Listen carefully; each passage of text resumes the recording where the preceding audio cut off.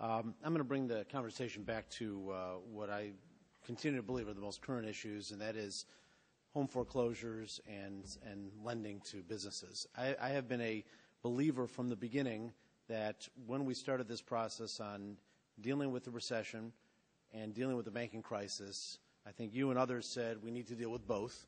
You can't do one without the other. You can't make the investment in the recovery without making liquidity available to businesses, and you can't fix the banks without stimulating and getting things moving on the private side.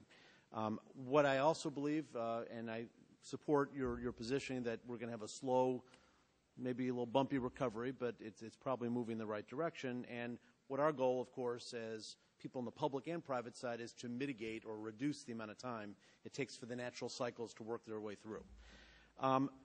That being said, I'm from Florida, as you and I have talked about, and we are in a very precarious time. The banks are overexposed in many ways. The residential markets are overexposed, and we do not see enough activity, movement, and that is speaking to realtors on short sales and workouts and things like that on the residential side, and on the business side, real estate and or business, the lending practices. And there's a lot of frustration out there, maybe justified, maybe not justified, but certainly intuitively justified, that banks that received federal assistance, and maybe they're in a separate category, but that they have a higher responsibility to work out this scenario. Nobody's pushing them to make unreasonable and unjustified underwriting decisions, but they really are not part of the process of solving the problem. Specifically in the foreclosure area, I think it was the Federal Reserve of Boston did a paper that talked about 3% of the serious delinquent loans have been resolved since the 2007 period of time. That obviously is not working in any successful way. Can you share with us, whether it's Federal Reserve or whether just your general experience, what we can do to deal with the foreclosure? What can we do to stimulate the banks to help work this out on a much more efficient, much more quick basis? Well, we have a couple of government programs in place. As you know, the Making Homes Affordable using the TARP money and the Hope for Homeowners, which are different principles. One is one reduces payments, the other addresses the principal. Those things are slowly ramping up, so I think it would be important to try to get that moving as quickly as possible. The bank regulators have been pushing the banks to expand their staffs and to be more responsive. We've heard from many consumer groups, for example, that banks are sometimes very slow in responding to requests for short sales or requests for modifications.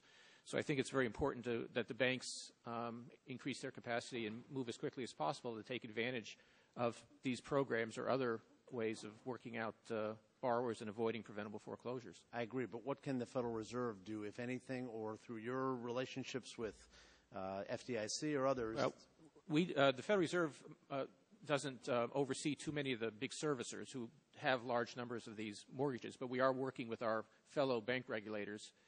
We had a statement we put out in November, and we're working with the fellow bank regulators to try to push the banks to move more quickly and expand their capacity to work out loans. So I think that is very important. The Fed is also, working with communities. We have some projects to try to stabilize neighborhoods that are suffering from large numbers of foreclosures. But I think it's very important that the banks, which are the servicers,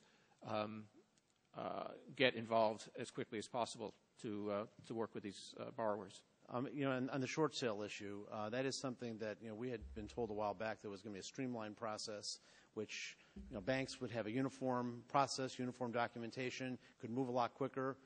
And I just wrote a letter to follow up on this. It doesn't seem to be happening. So I guess I would just ask, as we move forward, I understand we have programs out there and they're working marginally.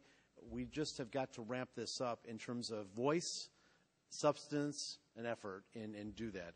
Secondly, in the small business area, small businesses, particularly in my area, in South Florida and other parts of the country, drive the train, and they will be probably the quickest ones to be able to respond. We understand unemployment lags, but there's this time frame, which is a cash flow issue, to work through a slow period. In Florida, we have a non-season point in time where businesses need that ability to get through. And again, they're having a difficult time even what I would consider credit-worthy people. Their ability to pay is there, and otherwise. So if you could just quickly comment on that. No, I agree, and we're working on that. We have, in our TALF program, we have a small business administration loan program, which is trying to provide funding for those loans, trying to help in that way. Gentleman's time has expired.